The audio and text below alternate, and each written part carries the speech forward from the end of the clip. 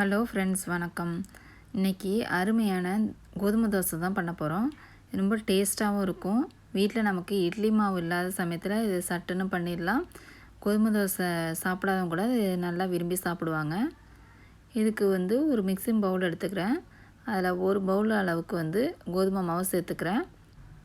அதோட 2 ஸ்பூன் அளவுக்கு ரவா சேர்த்துக்கிறேன். ரவை ஓரத்தில் கோதுமை தோசை கிறிஸ்பியாகவும் இருக்கும், மேலே சாஃப்டாகவும் இருக்கும். அதனால் ரவை சேர்த்துக்கிறேன்.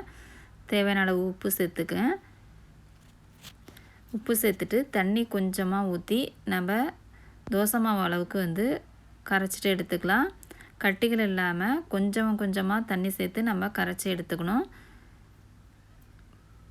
தோசை மாவு அளவு வந்துருச்சு பாருங்கள், கட்டிகள் இருக்கக்கூடாது. இந்த அளவுக்கு கரைச்சி எடுத்துக்கணும். தட்டை போட்டு மூடி 20 நிமிஷம் ஊற வச்சிடலாம். இப்போ தாளிப்பு ரெடி பண்ணலாம். தாளிப்புக்கு நான்ஸ்டாக் பேனை அடுப்பில் வச்சுருக்கேன். அதில் ஒரு 3 டேபிள் ஸ்பூன் அளவுக்கு எண்ணெய் சேர்த்துக்கிறேன். எண்ணெய் நல்லா காஞ்சோடனே தாளிப்பு பொருளை சேர்த்துடலாம். இதில் 1/2 ஸ்பூன் கடுகு சேர்த்துக்கிறேன். இதில் கடுகு, ஜீரகம், உளுத்தம்பருப்பு தான் சேர்க்குறோம். 1/2 ஸ்பூன் ஜீரகம் சேர்த்துக்கிறேன். உளுத்தம்பருப்பு சேர்க்கும்போது வாயில் கடிபடும், தோசையும் நல்லா டேஸ்ட்டாக வரும் நமக்கு. 1 ஸ்பூன் உளுத்தம்பருப்பு சேர்த்துக்கிறேன். உளுத்தம்பருப்பு பொன்னிறமானோடனே காரத்துக்கு ஒரு பச்சை மிளகாய் பொடியாக கட் பண்ணி வச்சுருக்கேன், அதை சேர்த்துக்கிறேன். எண்ணெயிலே வதக்கும் போது அதில் காரம் போயிடும் நமக்கு. இதில் வெங்காயம் ஒரு பெரிய வெங்காயத்தை பொடியாக கட் பண்ணி வச்சுருக்கேன், அதை இதோடு சேர்த்துக்கிறேன். வெங்காயம் நல்லா வதங்கி வரணும். எண்ணெயில் கண்ணாடி பக்கம் வர்ற அளவுக்கு நம்ம நல்லா வதக்கிக்கலாம். அதோடு சின்ன கிண்ணத்தில் 1/2 கிண்ண அளவுக்கு துருவன தேங்காவை சேர்த்துக்கிறேன். இந்த தோசைக்கு டேஸ்ட்டு கொடுக்குறது இந்த தேங்காய் தான். தேங்காய் சதைக்கு சேர்த்த பிறகு ஒரு 2 நிமிஷம் வதங்கினாலே போதும்.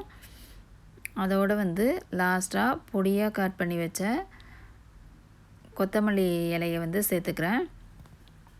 கொத்தமல்லி இலை நமக்கு நிறம் மாறக்கூடாது, இந்த பச்சைத்தன்மை அப்படியே இருக்கணும். வதக்கின பிறகு இந்த தாளிப்பை இந்த தோசை மாவில் சேர்த்துடலாம்.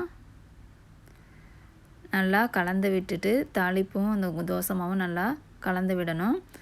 இப்போ அடுப்பில் ஒரு நான்ஸ்டிக் பேன் வச்சுருக்கேன். நீங்கள் தோசைக்கல்லில் கூட இந்த தோசையை வார்த்து எடுத்துக்கலாம். நமக்கு அதில் எண்ணெயை லைட்டாக தடவிட்டு நம்ம அடை தோசைனால 1/2 குழிக்கரண்டி ஊற்றுறேன்.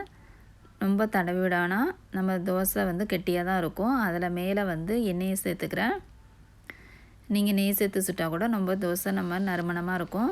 அதில் மேலே அந்த வெள்ளை பகுதி மாறின பிறகு நம்ம தோசையை திருப்பி போடணும். முன்னாடியே திருப்பி போட்டால் நம்ம உடஞ்சி வந்துடும். அடுப்பை சிம்லே வச்சு வைங்க.